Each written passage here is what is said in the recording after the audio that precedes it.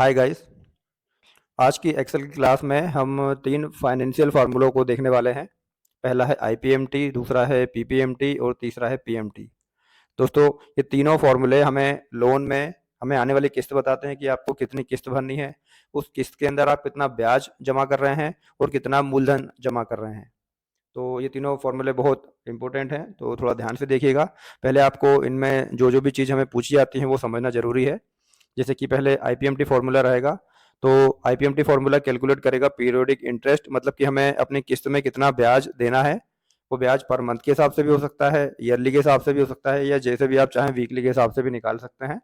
उसके बाद में पीपीएमटी फार्मूला, ये आपको बताएगा कि जो किस्त आप भरते हैं अपने लोन की, उसमें आप कितना मूलधन चुकाते हैं। जी हाँ, आप अपने ब्याज को कैलकुलेट करना चाहते हैं अपनी किस्त के हर महीने का, तो वो आप आईपीएमटी से करेंगे। और अगर आप मूलधन कैलकुलेट कैलकुलेट करना चाहते हैं तो वो आप पीपीएमटी फार्मूला से करेंगे। उसके बाद में पीएमटी फार्मूला आपको टोटल किस्त बताएगा कि हर मंथ में आपकी कितनी किस्त आ रही है, या फिर आप ईयरली जमा करना करते हैं तो हर साल के हिसाब से, ईयरली के हिसाब से या हाफ ईयरली के हिसाब से बता सकता है, जैसा भी आप चाहें। ये इसका फॉर्मूला होता है। ये मैंने आईपीएमटी का फॉर्मूला लिखा है। बाकी सब में भी वो इसी तरह से चीज़ें पूछता है, बस ये पर वगैरह नहीं होते हैं पीएमटी के फॉर्मूले में। तो इसमें जो जो चीज़ें हैं उसके बारे में मैं आपको थोड़ा सा बता देता हूँ। पहले होता है रेट। रेट दोस्तों वो फिक्स्ड रेट होता है, इंटरेस्ट जो लगता है आपके लोन पे, जो ब्याज लगता है ये उसका रेट होता है। पर जो होता है वो आपके मंथ का नंबर होता है, जिस भी मंथ का ब्याज या मूलधन आप कैलकुलेट करना चाहते हैं, ये उस मंथ का नंबर होता है। ये यहाँ पे दिया हुआ है, month number when interest need to calculate. दोस्तों, ये उस पर्टिकुलर मंथ का नंबर रहेगा, ना कि पूरे पीरियड का। इसके बाद में एन पर का मतलब रहेगा टोटल पीरियड जितने का आपने लोन लिया हुआ है। उसके बाद दोस्तों पीवी होता है। दोस्तों पीवी और एफबी जो है, ये पीवी हमारा होता है प्रिंसिपल अमाउंट, जितने अमाउंट का हमने लोन लिया हुआ है वो। उसके बाद में एफबी और टाइप जो है दोस्तों, ये ऑप्शनल होते हैं, इन्हें अधिकतर फॉर्मूले में हम यूज़ नहीं करते हैं। फिर भी थोड़ा सा इनके बारे में आपको बता देता हूँ। एफबी होता है फ्यूचर वैल्यू। ये वो वैल्यू होती है जब लोन का बैलेंस मेच्योरिटी पर हमें कुछ होता है। वैसे तो जब मेच्योरिटी होती है तो पूरा लोन चुक चुका होता है, तो हम यहाँ पे इसलिए कुछ भी नहीं डालते हैं। इसके बाद में होता है टाइप। दोस्तों टाइप हमें ये बताएगा अगर हम अपने किस्त को मंथ की एंडिंग में जमा करते हैं या मंथ की स्टार्टिंग में जमा करते हैं। जैसे कि आपने पर मंथ के हिसाब से आप किस्त भर रहे हैं, या पर वीक के हिसाब से भर रहे हैं, या पर ईयर के हिसाब से भर रहे हैं, तो आप अपना पीरियड खत्म होने के टाइम पे फिर लोन मतलब किस्त भरते हैं, या पीरियड शुरू होने पर। जैसे आप मंथली किस्त भर रहे हैं, तो आपने मंथ के स्टार्टिंग में किस्त भरी है या मंथ के एंडिंग में किस्त भरते हैं, उसके हिसाब से टाइप डिसाइड करते हैं। अगर आप मंथ के स्टार्टिंग में करते हैं, अपने पीरियड के स्टार्टिंग में, तो आपको 0 लेना है, और अगर आप एंडिंग में करते हैं तो आपको 1 लेना है। ये देखिए, आप चाहें तो इन्हें और अच्छी तरह से वीडियो को पॉज करके पढ़ सकते हैं, देख सकते हैं, समझ सकते हैं। चलिए चलते हैं अपने फॉर्मूला पर, और वहाँ पर प्रैक्टिस करके आपको ये चीज़ें बहुत अच्छी तरह से समझ में आ जाएंगी। तो दोस्तों, यहाँ पर मैंने उदाहरण के लिए लोन अमाउंट 5,000 लिख के रखा हुआ है। सपोज कर लीजिए कि आपने 5 लाख का लोन लिया हुआ है। आपका लोन का पीरियड 5 साल का है, और उस पर एनम 12% का ब्याज लग रहा है। तो आपको पता करना है कि आपकी मंथली किस्त कितनी बनेगी, तो वो हम पीएमटी से पता करेंगे। आप उस किस्त में कितना ब्याज देंगे, ये हमें आईपीएमटी का फॉर्मूला बताएगा। और आप उसमें कितना मूलधन चुकाएंगे पर मंथ, ये आपको पीपीएमटी का फॉर्मूला बताएगा। मैंने यहाँ पर ऊपर आपको समझाने के लिए लिख भी दिया है। चलिए पहले पीएमटी का फॉर्मूला देखते हैं कि, और हमारी मंथली किस्त निकालते हैं कि हमें हर मंथ इस 5 लाख के लोन पर 12% ब्याज के हिसाब से 5 साल के लिए जो लोन लिया है, तो हमें पर महीने कितना किस्त भरना होगा। लिखते हैं फार्मूला अपना इजिकल टू पीएमटी। दोस्तों ये पीएमटी नीचे आ गया है, हम इस पर क्लिक कर लेते हैं। देखिए अब हमसे पूछ रहा है पहले तो रेट। तो रेट दोस्तों हमारा ब्याज का रेट होता है 12, हम इसे सेलेक्ट कर लेते हैं। और दोस्तों ये पूरे साल का ब्याज है, हमें पर मंथ का निकालना है, तो हम इसे मंथ में डिवाइड करेंगे 12 से, तो ये पर मंथ का ब्याज हमें मिल जाएगा। फिर हम कॉमा लगाएंगे। उसके बाद हमसे पूछ रहा है एन पर। दोस्तों एन पर पूरे लोन का पीरियड होता है, तो पूरे लोन का पीरियड हमने यहाँ पे 5 साल लिखा है, हमें मंथ का निकालना है, तो इसे भी हमें मंथ में कन्वर्ट करना होगा। तो हम इसे 12 से मल्टीप्लाई कर देंगे, तो हमारा पीरियड जो है वो अब मंथ में कन्वर्ट हो गया है। इसके बाद वो हमसे पूछ रहा है पीवी यानी प्रिंसिपल अमाउंट। दोस्तों प्रिंसिपल अमाउंट हमारा 5 लाख है, ये लिख देंगे। इसके बाद हमें एफ और टाइप अभी नहीं देना है। हमने ब्रैकेट क्लोज किया और एंटर किया। दोस्तों ये अभी डॉलर में दिखा रहा है, हम इसे करेंसी में चेंज कर लेंगे वापस।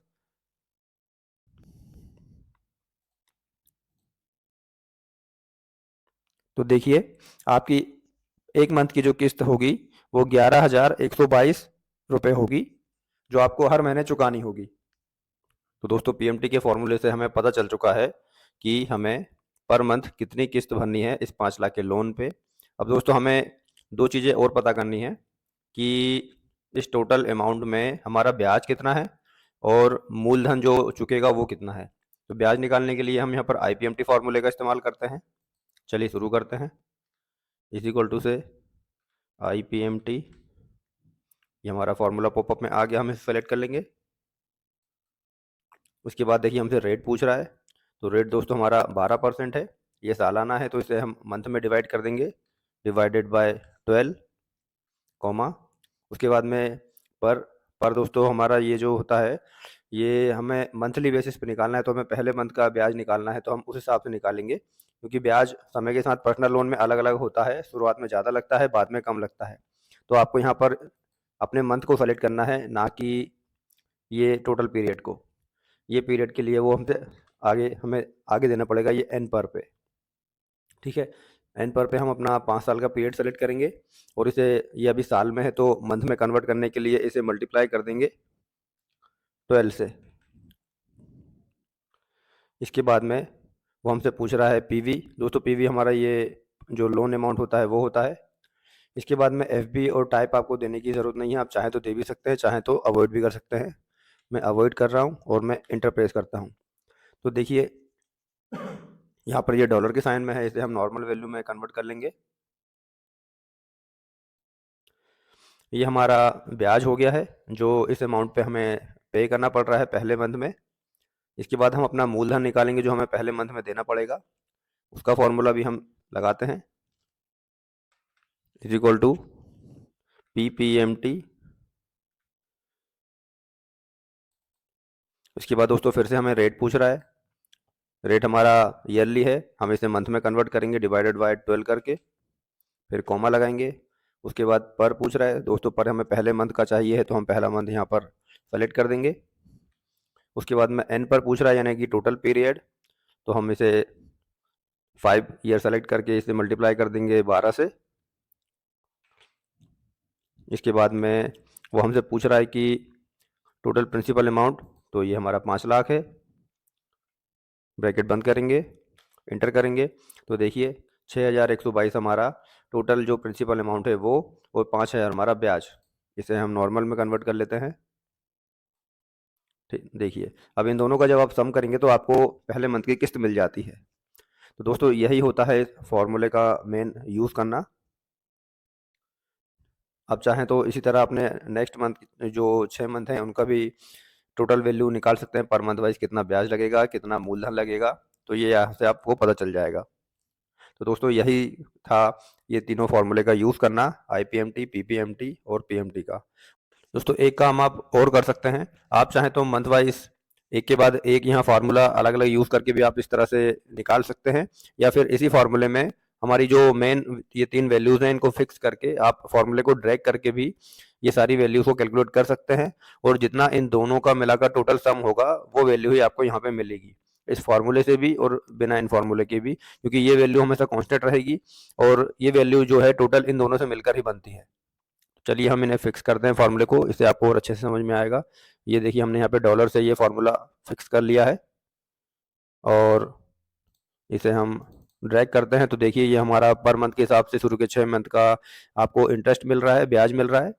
अब हम अपना मूलधन कितना चुकेगा वो देखते हैं। सबसे पहले हम अपनी मेन 3 वैल्यू को फिक्स करते हैं F4 से। दोस्तों ये F3 को नहीं करना है, ये हमें मंथ दिखाता है, बाकी हमें अपनी इन 3 वैल्यू को ही फिक्स करना है सिर्फ। तो इधर पर लाते हैं, F4 प्रेस करेंगे और यहाँ पर भी कर्सर लाकर F4 फिक्स करेंगे और एंटर कर देंगे। इसके बाद दोस्तों ये हमें डॉलर में दिखा रहा है तो हम इसे रुपए में चेंज कर सकते हैं।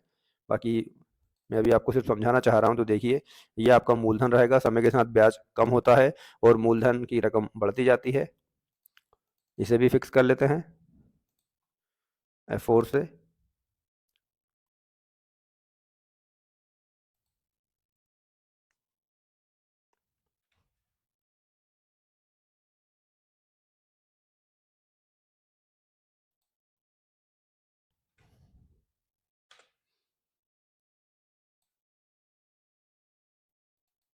तो देखिए दोस्तों, ये जो हमारी मेन प्रिंसिपल हमारा अमाउंट होता है वो सेम रहता है।